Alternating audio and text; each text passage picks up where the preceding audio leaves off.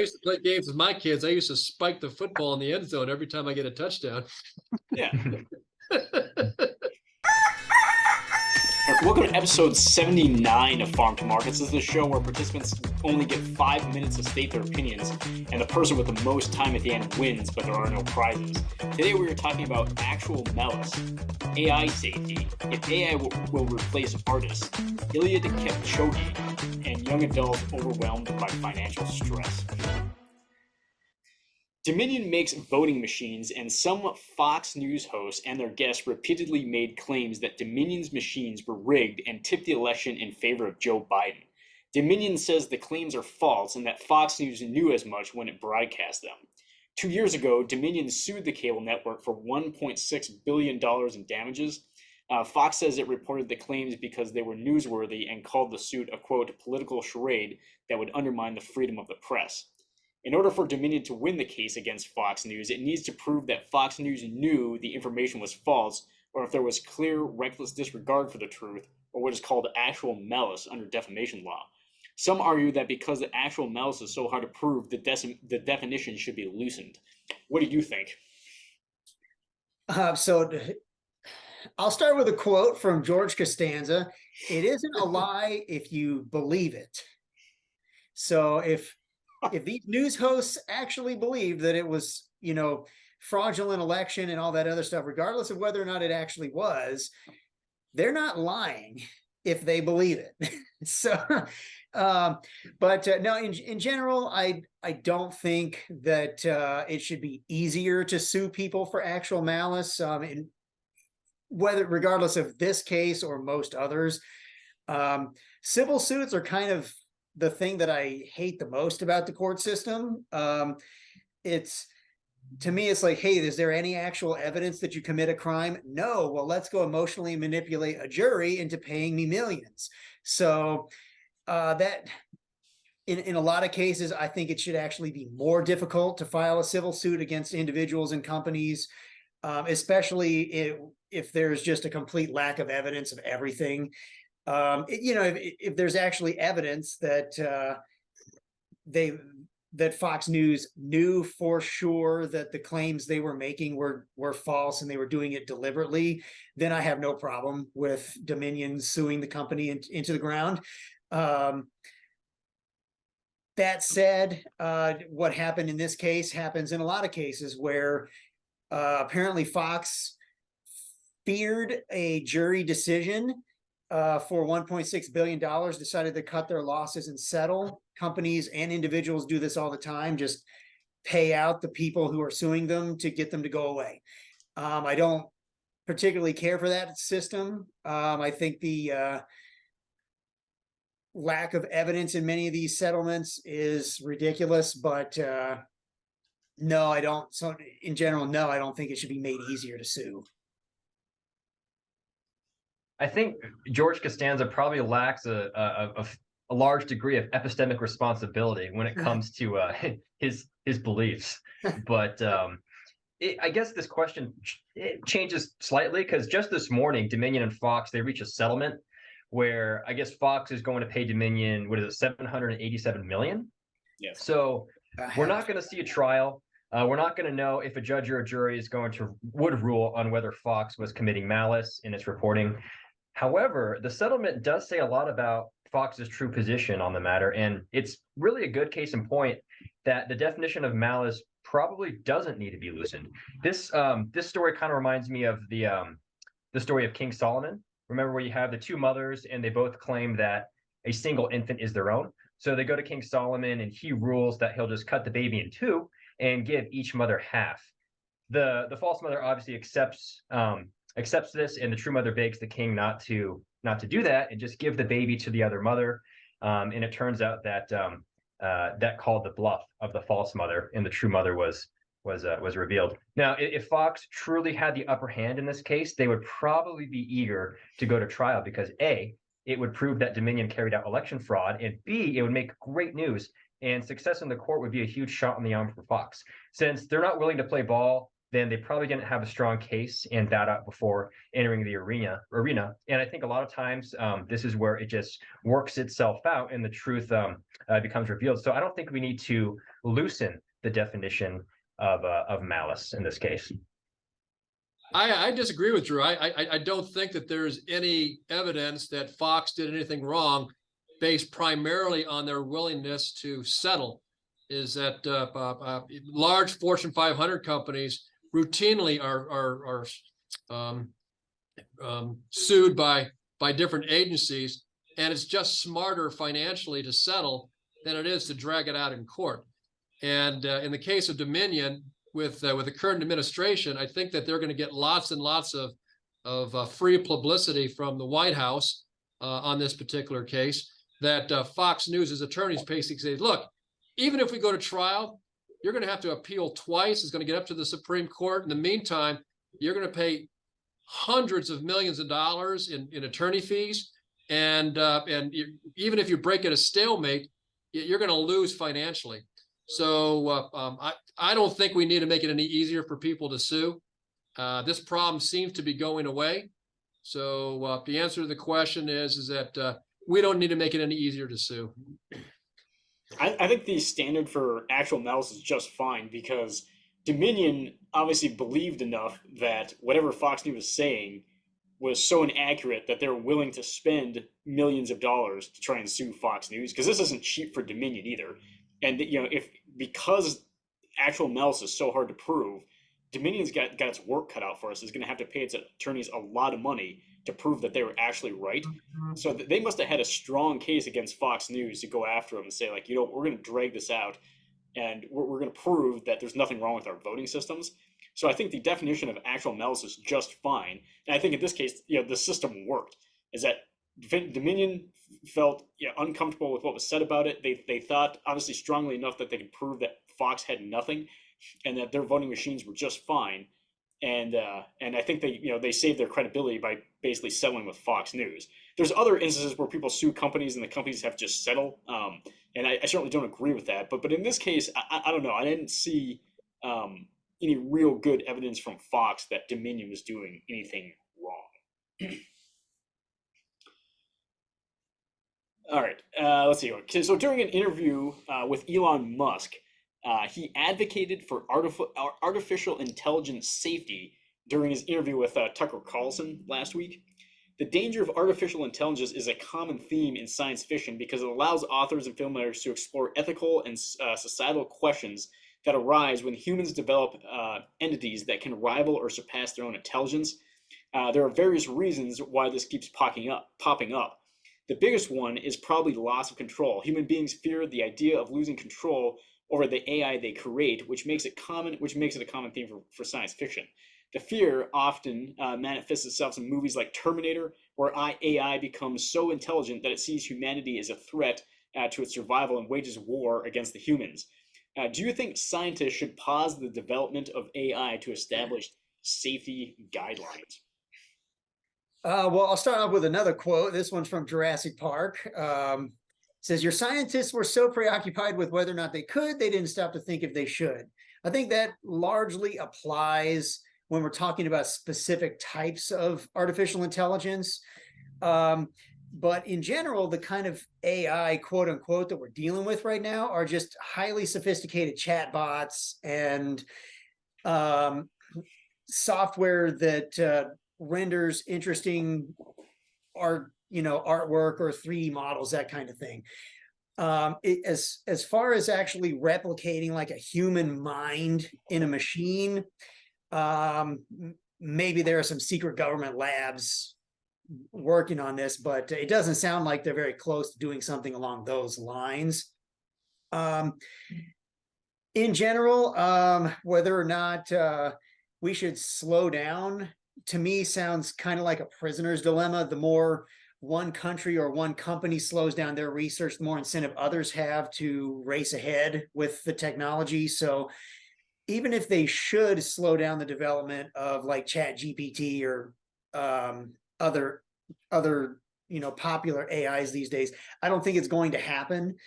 I don't necessarily want to see them race ahead with trying to replicate an actual intelligence, especially if they're hooking it up to all kinds of things like they do in the Terminator franchise. They hook up this brand new intelligence to the nuclear launch system of the United States, and it causes the nuclear holocaust. So, maybe that's not a good idea, but in general, I don't think it's all that much to be feared right now, as long as they're not plugging it into anything that can kill us. I don't think there's a lot to be feared right now either. I don't like the idea of pausing innovation. I like that we're having the discussion right now. We have the great thinkers and the great tech leaders right now talking about, hey, let's stop and think about this while, before we go ahead and do it. I think that's enough. I think there's very little risk of all of us living out a scene of iRobot where AI and robots are basically going to destroy humanity. I think that makes great sci-fi, but I just don't think we're there. I think if a company creates any safety issues with their AI, then they'll pretty much just have to suffer the consequences or fix it. So no, I think they should go ahead and continue doing what they're doing as long as it's successful. I'm more interested in how AI is going to be treated in terms of personhood going forward, and I guess I'm less worried about robots taking over the world. When I look at AI, the analogy I like to use is spray paint. Is that spray paint sounds like a wonderful innovation because it really speeds up the process of putting a special protection on your barbecue grill. But philosophers sit down and start contemplating, well, what if people start sniffing the fumes of spray paint? And what if juveniles start using the paint to start doing graffiti and making our buildings ugly? I think we should stop, wait, take 6 months to decide whether or not we want to go forward with this whole spray paint idea because of all the bad things that will happen. It's going to be the same situation with any sort of innovative breakthrough technology. I'm not specifically or primarily concerned about AI. I'm more concerned about who are the people that are going to come up with the safety guidelines and who are going to come up with the rules and regulations. I don't think scientists and technicians make the best philosophers, and we make fun of people who have philosopher degrees, but generally speaking, they're the ones who can determine whether or not the greatest good is going to happen for the greatest number, not so much with politicians or scientists. We make fun of people with philosophy degrees? I was going to say, I don't, but yeah, no, I was going to say, I think Joe's the person who makes fun of people with philosophy degrees. But no, I mean, you said everything that I think, because the real issue is going to be, your Tesla's, automated drivers out of control, and it's either going to hit a school bus full of children or an old lady crossing the street. Which one should it hit? And it's like, who's qualified to make that decision? Google wants to do like a one mind kind of thing with their artificial intelligence. And it's like, who's going to make all the rules, like all the ethical rules for this artificial intelligence? So I think it's a big leap to say that, Skynet's going to be possible, where Terminator's walking around, destroying the human race, because it's a big leap to go from sophisticated algorithm to sentient life. But the biggest worry, I think this is what Elon was getting at in his interview, is going to be who's going to be making all the decisions behind the technology. Because right now there's issues with ChatGPT that people think it's biased towards certain political ideology, and that's why Elon is trying to make his own what he calls Truth GPT. So the biggest risk is who's going to design it, and then what are the ethical who's going to come up with the ethical guidelines that these things are going to that are going to control the system.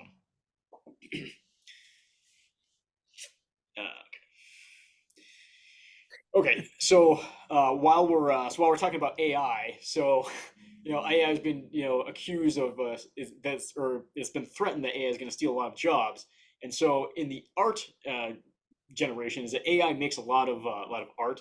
So there's a lot of people concerned that AI is going to basically replace artists, because it's been used to make a lot of prize-winning pictures, comic books, and magazine covers, and that has a lot of artists worried. Do you think artificial intelligence will replace artists? In a lot of cases, yeah. One example that I read about recently is 3D modelers are already expressing concern because work that used to take one or several of them several weeks can now be done in a matter of days by one 3D modeler who knows how to input the correct prompts into these AI quote unquote art generators. And like I said, that's just one industry. You could also look at, customer service reps,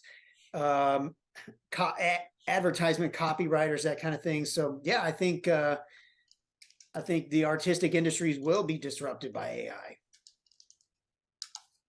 Yeah, I agree. I think we're at a point where, for the most part, AI only replaced jobs that were repetitive or didn't really rely on the human brain to do the task. But we're at the point now where it is replacing some of those more creative jobs in these industries. I don't think it's going to completely wreck the art industry, but it's going to change it, particularly for those that don't possess great skill or experience in the generative art industry. There's a term for this. It's called the skills biased technical change theory. And the basis of this is when you have a new class of automated technology, those that already have the skills and experience in that industry will benefit greatly.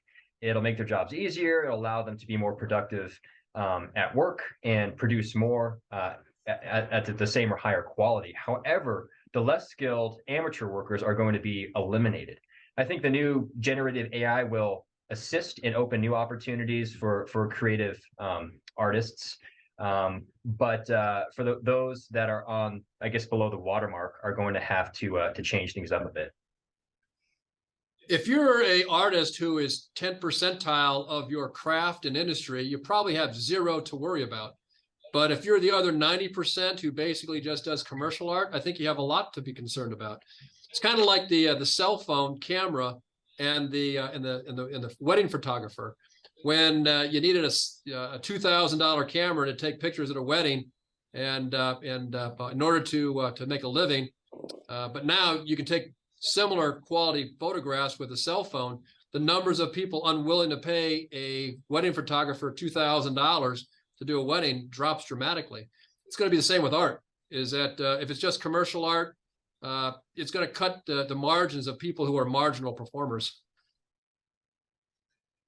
Yeah, I agree. Like, I don't want to go on, was it Shopify, or I can't remember what it was we used to create some of the stuff for farm to markets. But, it gets, as artificial intelligence gets better, it gets easier to make that kind of stuff.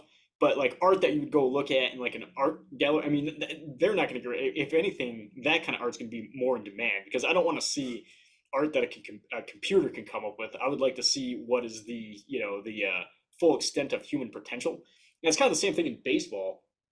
Is that sometimes I don't like that the fact that there's all this statistics and they use all this data analytics to make decisions in baseball. Sometimes I want to just see if Dave Roberts thinks that's a good idea for Mookie Betts to steal on second, instead of having a bunch of guys in the upper office with their computers determine if it's a good idea. So for people who like actually make art for people to enjoy, I think that there's always going to be some demand for that. But like graphics we use from the show, I mean, I think that's going to certainly go away, especially, and it already has a lot with like Canva. I mean, you can do a lot. Like, I'm not an artist, and we were able to put together some what I think are reasonable. I mean, other people might think they suck, but they're reasonable enough where we can actually put them on the show. So yeah, so I mean, AI will certainly replace commercial artists. Let's see. All right. Okay. So in the marathon running circuit, which we don't usually cover, Eliud Kipchoge came into Monday's Boston Marathon riding a seemingly endless series of astonishing successes that have earned him the label as the greatest marathoner of all time. Then the Kenyan superstar, whose biggest milestone have come on flat courses, got his first nasty taste of Boston's notorious hills.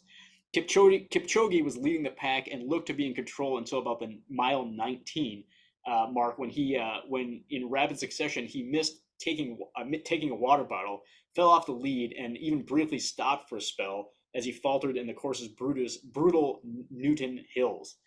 His unexpected missteps opened the door for Evans Chebet, a fellow Kenyan, to pull off a stunning upset, defending his 2022 title to win in 2 hours, 5 minutes, and 54 seconds.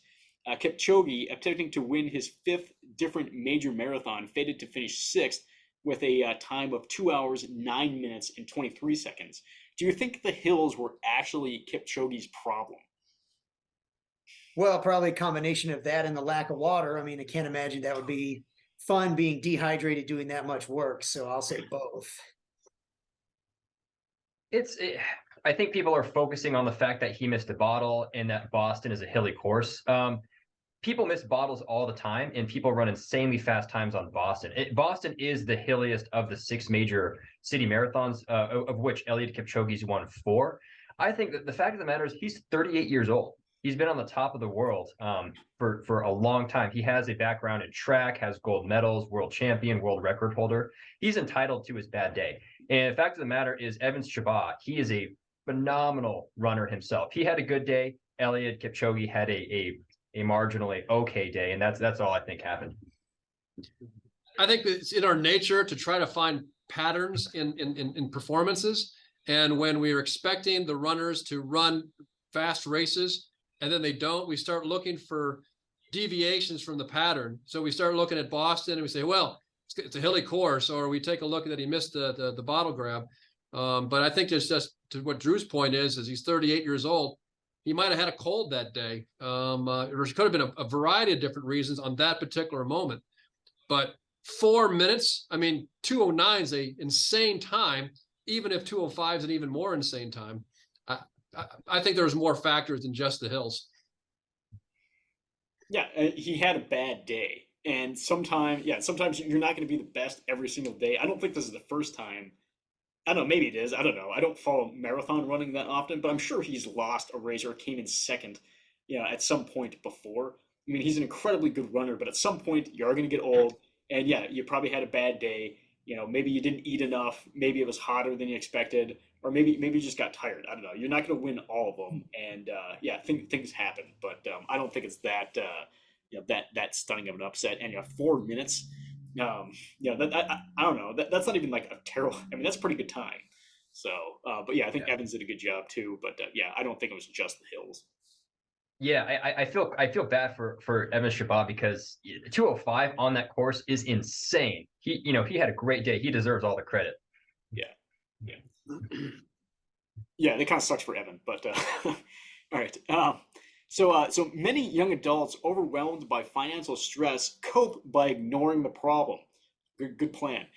Some tune out bank and credit card balances. Some lose track of their spending and rack up debt.